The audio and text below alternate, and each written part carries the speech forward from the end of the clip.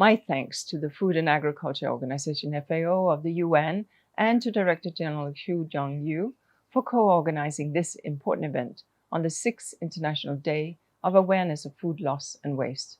This year, UNEP and FAO are calling for greater efforts to reduce food loss and waste so that we can feed the future and not the landfill.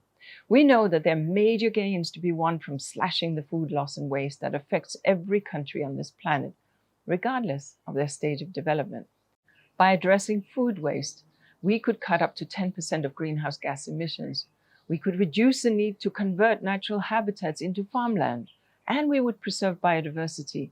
And then we could redirect billions of nutritious meals every year to people in need, helping to combat hunger and malnutrition. We could also be saving households and businesses and governments and land and water and fertilizer and all the other agricultural inputs up to $1 trillion a year. This is why UNEP and the UN climate champions, Brazil, Japan, and the UAE are launching the Food Waste Breakthrough at COP30 in Belém this November. The breakthrough is a 5-year plan for governments, for cities, for food businesses and stakeholders to cut 50% off of food waste by keeping food out of the landfill, resulting in a reduction of up to 7% of global methane emissions. And as we know, methane is a very powerful greenhouse gas. The breakthrough aims to provide tools and data and capacity to take decisive action and to mobilize investments at scale and at proven solutions. And there are many proven solutions out there. We've seen them across the world, from Japan to Brazil and more.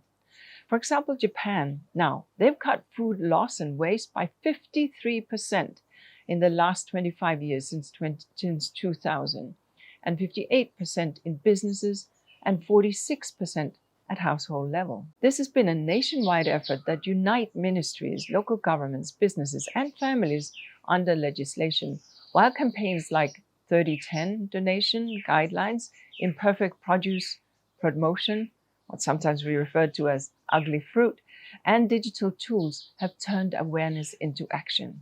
Brazil, meanwhile, has put food waste on the national agenda, tying it to climate action and to hunger reduction, as well as to circular economy. A national organic waste plan will drive prevention and recycling, while an intersectoral strategy addresses the entire food chain.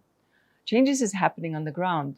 Cisco, Brazil, redistributes food to 2.1 million people on a monthly basis, while grassroots groups like Favela Orgânica embed zero waste practices and build community resilience. So, we know that reducing food loss and waste is possible. Our task now is to help spread these efforts at every corner of the globe, including by moving food loss and waste up the climate and the biodiversity and water and land agendas through commitments under climate pledges and land and biodiversity strategies and action plans. With 5 years to achieve the SDG target on reducing food loss and waste, we must all increase the urgency, the scope, and the scale of our actions, starting on this International Day.